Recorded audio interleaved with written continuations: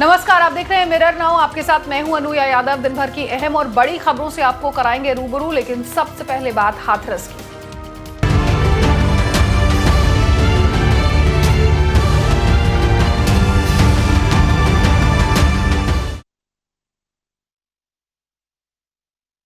देखिए, सोमवार को हाथरस पीड़िता का परिवार लखनऊ पहुंचकर इलाहाबाद हाईकोर्ट की लखनऊ बेंच में अपना बयान रिकॉर्ड करवाया। कोर्ट में परिवार ने 3 मांगे यहां पर रखी। परिवार ने कहा कि सीबीआई रिपोर्ट को पूरी तरह से कॉन्फिडेंशियल रखा जाए, इस केस को यूपी से बाहर ट्रांसफर किया जाए और केस में अंतिम फैसला आने तक उन्हें सुरक्षा दी जाए। 19 साल की पीड़िता के आधी रात के अंतिम संस्कार के बारे में परिवार ने अदालत को बताया कि ये उनकी सहमति के बिना ही किया गया। परिवार ने कहा कि कोर्ट ने इस मुद्दे पर हाथरस के डीएम को फटकार लगाई। उत्तर प्रदेश सरकार के अधिकारियों के बयान दर्ज करेगी। और साथ ही साथ हम आपको बता दें कि 2 नवंबर को यहां अगली सुनवाई में कोर्ट आधी रात को 19 साल की पीड़िता के अंतिम संस्कार के बारे में इन अधिकारियों के बयान दर्ज करेगी। साथ ही साथ इस केस को अब इस केस की जो आगे की सुनवाई है वो 2 नवंबर को होगी। अदालत में क्या पूछा गया, कुछ सवाल जवाब हुआ? हाँ, वही पूछा गया कि मतलब अंतिम संस्कार कैसे बिना पूछे कैसे हुआ, तुमने पूछा या नहीं पूछा। क्या तसल्ली से थोड़ा बताओ, क्या सवाल किया और क्या बताया आप लोगों ने?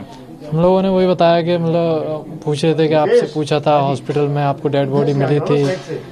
हमने बोला हमें तो मिली नहीं, हमें तो बताया भी नहीं, गुमराह कर दिया हम लोगों को। तो क्या अदालत ने सिर्फ ये जानना चाहा कि अंतिम संस्कार आप लोगों की मर्जी से क्यों नहीं हुआ, या और भी कुछ जानना चाहा अदालत? यही पूछा था उन्होंने कि आपकी मर्जी से हुआ या इन्होंने जबरदस्ती करा। तो हमसे पूछ और गैंगरेप के बारे में भी कुछ सवाल पूछा गया? नहीं, वो तो नहीं पूछा उन्होंने। जिला प्रशासन आपकी तरफ से किसने जवाब दिया अदालत में? मेरे से भी, पापा से भी, मम्मी से भी, सबसे पूछा था कि कितनी देर तक सुनवाई चली आप लोगों की? चली थी करीब 1 घंटे करीब चली थी। आपके सामने प्रशासन से भी कुछ पूछा गया? हाँ, उनसे वो इंग्लिश में पूछ रहे थे। अब हम लोगों को समझ नहीं आया क्या क्या। प्रशासन का रवैया कैसा था वहाँ जवाब देने के क्रम में? रवैया तो उनका ऐसा ही था, मतलब डरे थे, संकेत थे, अधिकारियों को डांट लगा? हाँ, डांट भी लगा रहे थे। अधिकारी को डांट लगाई थी? यही डीएम साहब थे और भी थे। डीएम साहब को डांट लगाई अदालत ने? हाँ, वो इंग्लिश में बोल रहे थे तो मेरा समझ में नहीं आ रहा था कुछ। आपको क्या लगा, आप लोग अपनी बात कह पाए अदालत में? हाँ, नहीं, हम लोगों ने तो बताया अच्छे से, उन्होंने सुना भी। और आपको क्या लगता है, न्यायालय की कार्यप्रणाली पूरा भरोसा है ना? बिल्कुल, देखिए भरोसा तो अब लग रहा है कि मिलेगा न्याय। अदालत ने सवाल क्या पूछे आपसे और आपका जवाब क्या दिए? नहीं, वही है जो कि क्या कहते हैं, हमारी जज साहब जो अधिकारी उन्होंने सब, हमने जो हमारी जो बीती हुई कहानी जो सबरी का कहते उन्हें बताई। चिता जलाने को लेकर क्या सबसे ज्यादा सवाल थे अदालत में आपसे जो पूछे गए? हाँ, वो सबसे ज्यादा सवाल क्या अदालत ने पूछा, एक दो चीज बताइए। मतलब वो आपसी में मतलब इंग्लिश में बात कर रहे थे, हमें तो उस चीज की जानकारी। आपके सामने किसी अफसर को फटकार भी लगी, चाहे डीएम हो? हाँ, डीएम साहब थे। क्या हाव था कलेक्टर का, डीएम का? वो हमारी बोल रहे थे कि उन्होंने क्या कहते हैं मंजूरी दे दी थी और ये कर रहे थे वो रहे। अदालत के सामने डीएम ने बोला कि आपने मंजूरी दी थी? हाँ। क्या आपने अदालत को क्या बताया फिर? तो हमने बताया कि वो लोग हमें तो बेटी का मुख भी नहीं देखने दिया इन लोगों ने और बेटी को ऐसे ही जला दिया। तो उन्होंने बताया कि आपको ये अधिकार नहीं है जलाने का। तो अदालत के सवालों से आप सहज हुए, संतुष्ट हुए, या आप असहज हुए? नहीं, हमें संतुष्टि है कि हमें न्याय मिलेगा, क्योंकि हमारी उन्होंने सुनी है और बात को समझी भी है कि ये लोग गरीब आदमी है, ये कहाँ जाएंगे। कम से कम उसको कितना दुख है कि कागज अपनी बेटी का मुख भी नहीं देखने दिया। लखनऊ गए, क्या सीएम से मिलने का कोई प्रस्ताव था आप लोगों के पास? नहीं, हमारा कोई प्रस्ताव नहीं था, वो नहीं मिले हम। मेरे साथ मेरे सहयोगी आलोक यहाँ पर जुड़ गए हैं, जो शुरुआत से ही इस केस को रिपोर्ट भी कर रहे हैं। आलोक, देखिए, इलाहाबाद हाईकोर्ट की लखनऊ बेंच के सामने अपना बयान यहाँ पर परिवार ने रिकॉर्ड करवाया। यहाँ पर जज ने फटकार लगाई डीएम को भी, और जिस तरह का रवैया यहाँ पर पुलिस प्रशासन कर रहा है उसे लेकर भी एक तरह से परिवार ने कंप्लेन की है। अब 2 नवंबर को अगली सुनवाई होगी। जी अनुया, देखिए 2 नवंबर को सुनवाई काफ़ी अहम होगी, क्योंकि सरकार ने सरकार को अपनी तरफ से जवाब देना होगा। अभी जो कोर्ट की तरफ से कोई ऑर्डर नहीं इशू हुआ, कोई ऑर्डर नहीं सुनाया गया इस मामले में, लेकिन जो कोर्ट है उसने सरकार को ये बोला कि आप 2 तारीख को अपना पक्ष लेकर गई, क्योंकि हमने परिवार को सुन लिया है।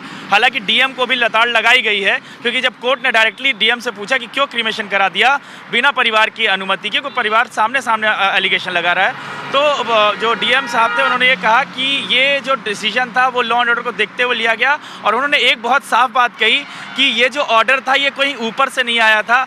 मतलब अगर हम कहें कि कहीं सीएमओ से या कहीं अगर हम कहें तो जो होम डिपार्टमेंट है वहाँ से नहीं था, खुद उन्होंने डिसीजन, यानी कि लोकल लेवल पे डिसीजन लिया गया था।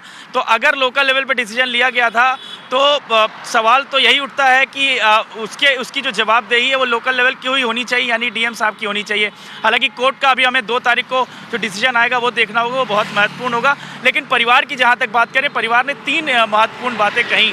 परिवार ने एक तो ये कहा कि जो सीबीआई की जो इन्वेस्टिगेशन हो रही है उसको किसी ना किसी तरह गुप्त रखा जाए सीबीआई की इन्वेस्टिगेशन के कारण, क्योंकि हमने देखा जिस तरीके से इन्वेस्टिगेशन की गई उसमें कई चीज़ें सामने आ गई, लीक की जा रही थी, मीडिया में कई तरह की बातें चली, 2 तरह की बातें हो रही हैं, जो परिवार के एलिगेशन है उसके ऊपर सवाल उठ रहे हैं। तो ये सब चीज़ों को परिवार ने कहा कि गुप्त रखा जाए। दूसरा जो है जो इन्वेस्टिगेशन का जो तरीका है उसको गुप्त रखने के साथ साथ परिवार ने यह भी कहा कि जो केस का जो हियरिंग है वो बाहर किया जाए, यानी कि उत्तर प्रदेश के बाहर करने की भी बात कही गई है, चाहे उसको दिल्ली में किया जाए और चाहे उसको मुंबई में किया जाए। और तीसरी जो अहम बात कही परिवार ने वो सुरक्षा के बारे में कही कि हमें सुरक्षा तब तक जब तक हियरिंग चल रही है, जब तक हियरिंग पूरी तरह से कंप्लीट नहीं हो तब तक देनी चाहिए। तो ये सारी बातें भी कोर्ट ने सुनी है।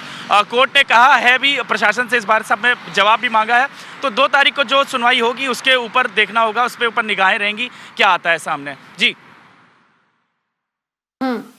ठीक है, बिल्कुल, बहुत बहुत शुक्रिया आपका आलोक इस तमाम अपडेट को हम तक पहुंचाने के लिए। देखिए, इस बीच इस पूरे मामले की जांच कर रही सीबीआई आज से औपचारिक जांच जो है वो शुरू करने की संभावना है। गाजियाबाद की एंटी करप्शन ब्रांच की डिप्टी एसपी सीमा पहूजा के नेतृत्व में एक टीम जो है वो हाथरस आएगी और आज क्राइम स्पॉट का दौरा करने की भी संभावना है।